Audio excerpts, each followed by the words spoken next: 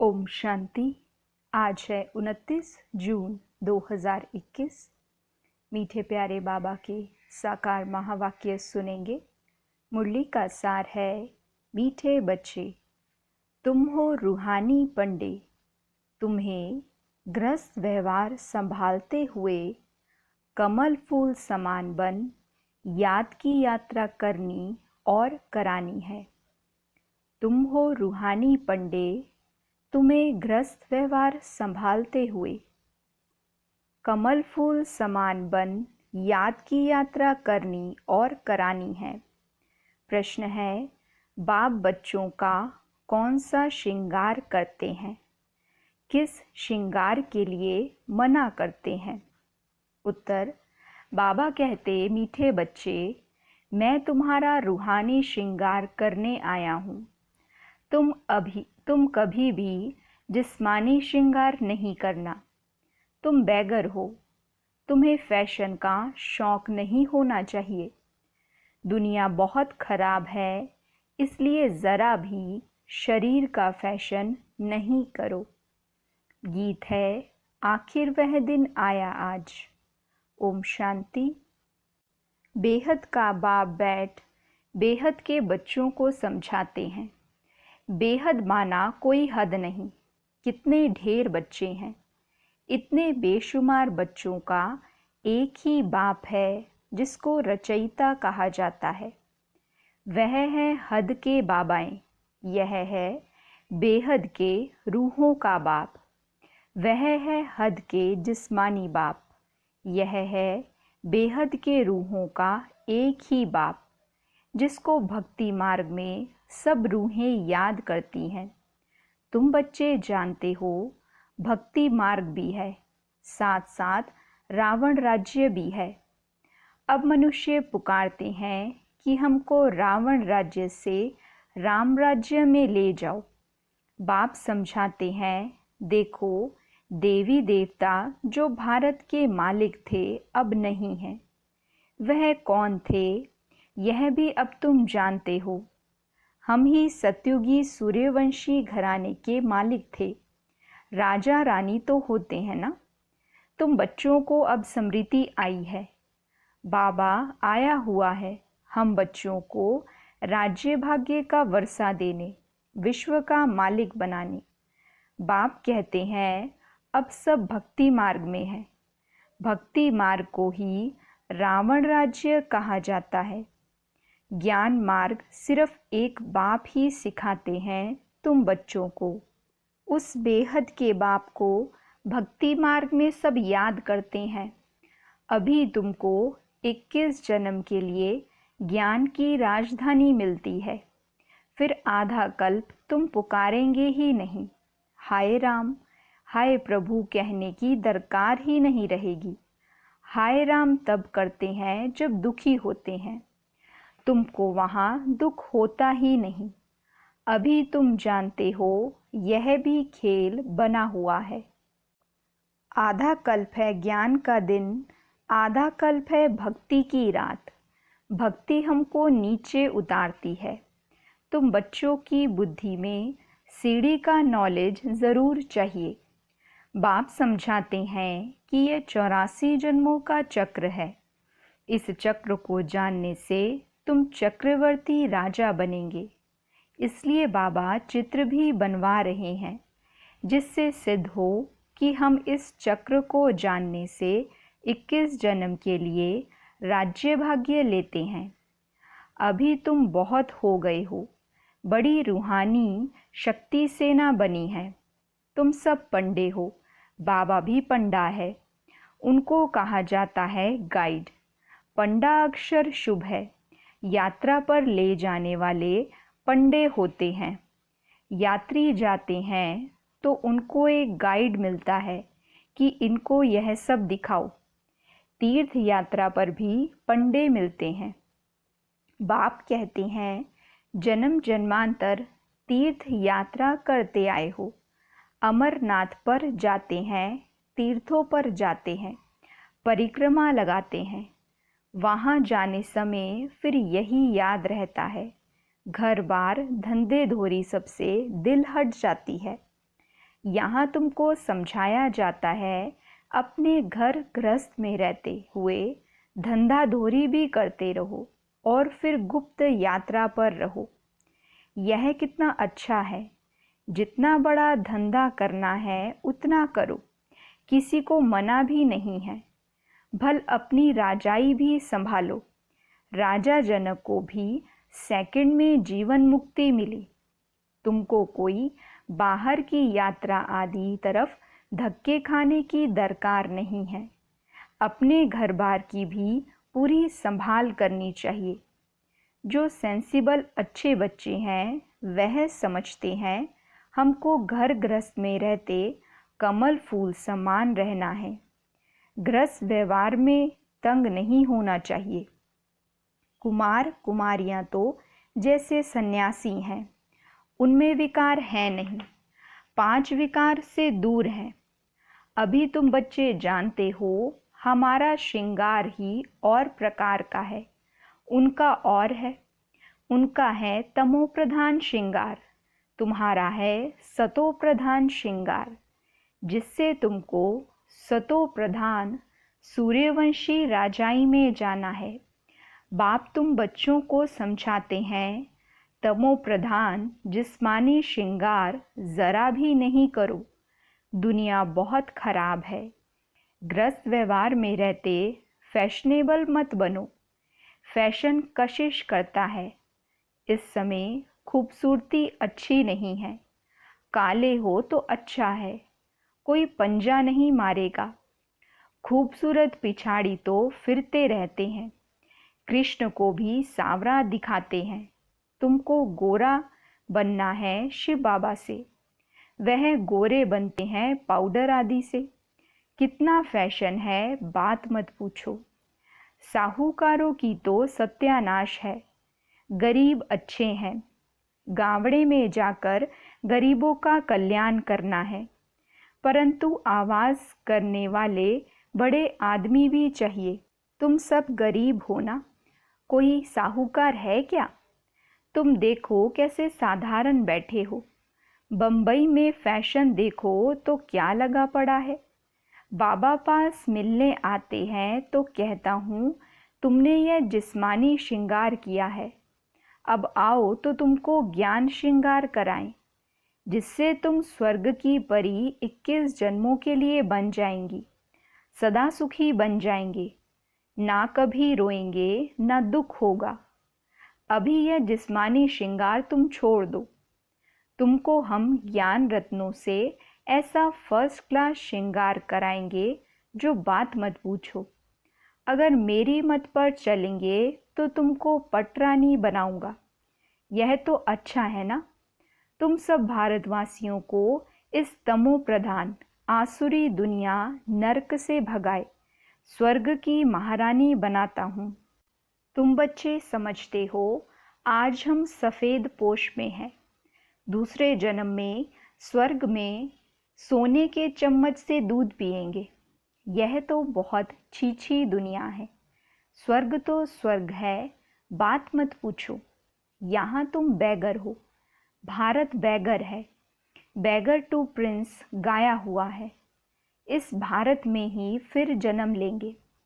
बाप ने हमको स्वर्ग का मालिक बनाया था। रात दिन का फर्क है। महान गरीब जिनको खाने के लिए कुछ नहीं होता है उनको ही दान दिया जाता है। भारत ही महान गरीब है। बेचारों को यह पता भी नहीं है कि इस समय सब तमो प्रधान हैं। दिन प्रतिदिन सीढ़ी नीचे ही उतरते रहते हैं। अभी कोई सीढ़ी चढ़ नहीं सकते। 16 कला से 14 कला फिर 12 कला नीचे उतरते ही आते हैं। यह लक्ष्मी नारायण भी पहले 16 कला संपूर्ण थे, फिर 14 कला में उतरे ना। यह भी अच्छी रीति याद करना है। सीढ़ी उतरते उतरते बिल्कुल ही पतित बने हैं, फिर स्वर्ग के मालिक कौन बनाए? यह वर्ल्ड की हिस्ट्री ज्योग्राफी रिपीट होती है। यह भी सब कहते हैं, परंतु अब कौन सी हिस्ट्री ज्योग्राफी रिपीट होगी यह कोई नहीं जानते। शास्त्रों में तो लिख दिया सत्युग की आयु लाखों करोड़ों वर्ष है। पूछो सत्युग कब आएगा, कहेंगे अभी 40,000 वर्ष पड़े हैं।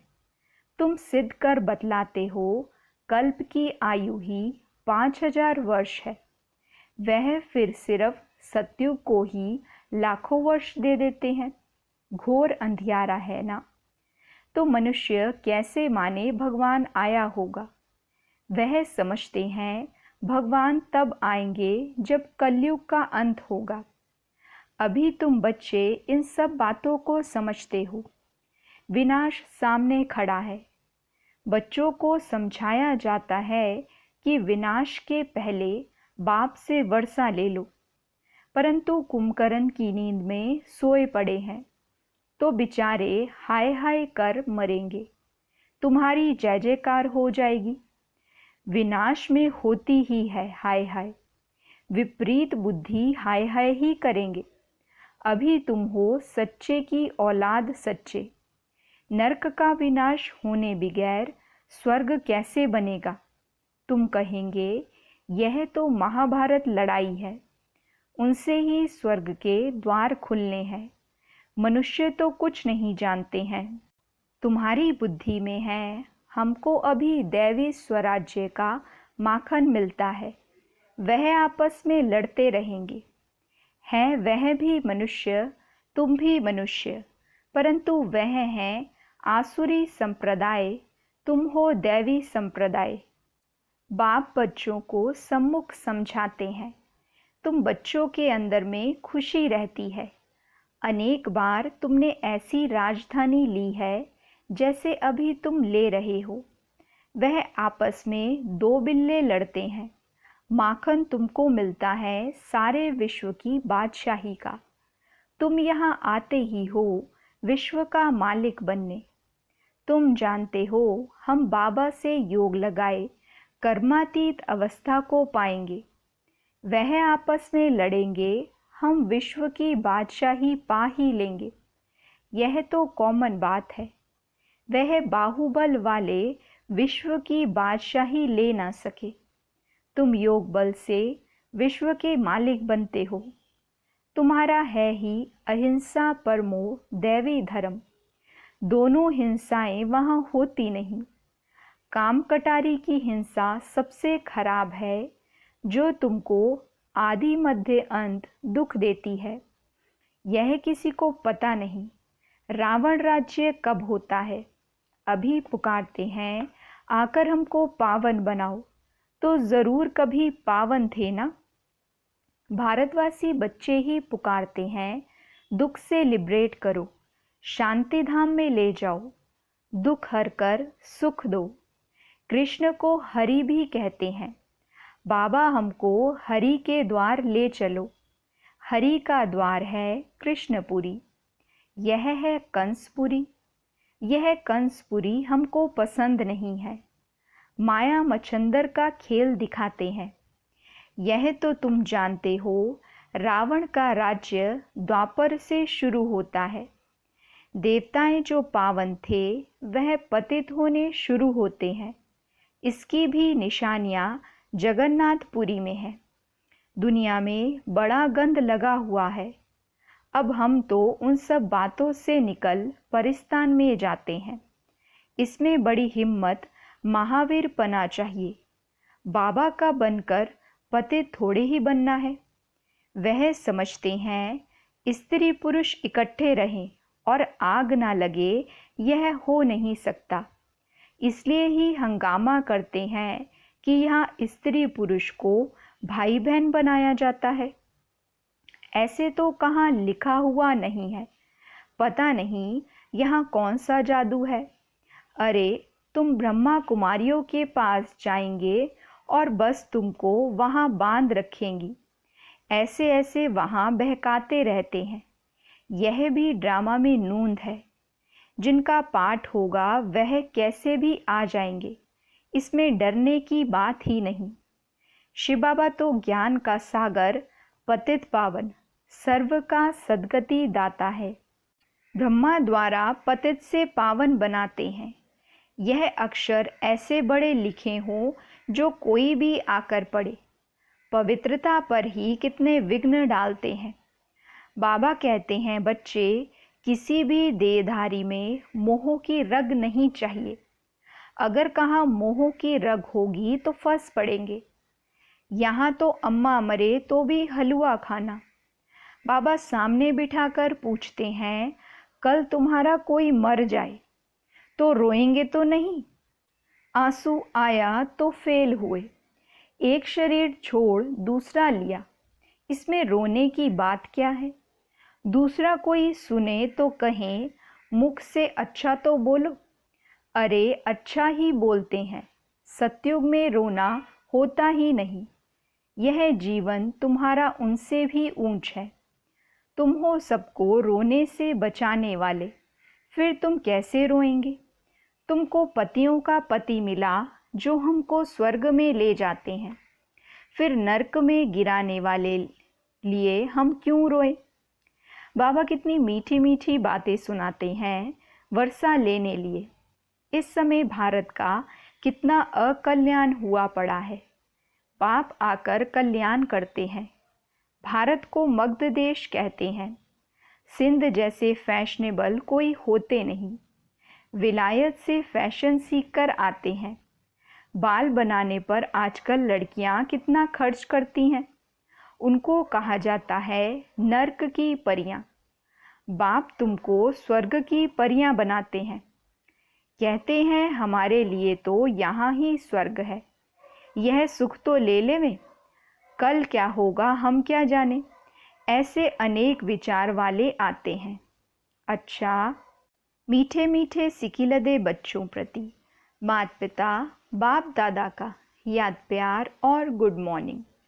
रूहानी बाप की रूहानी बच्चों को नमस्ते।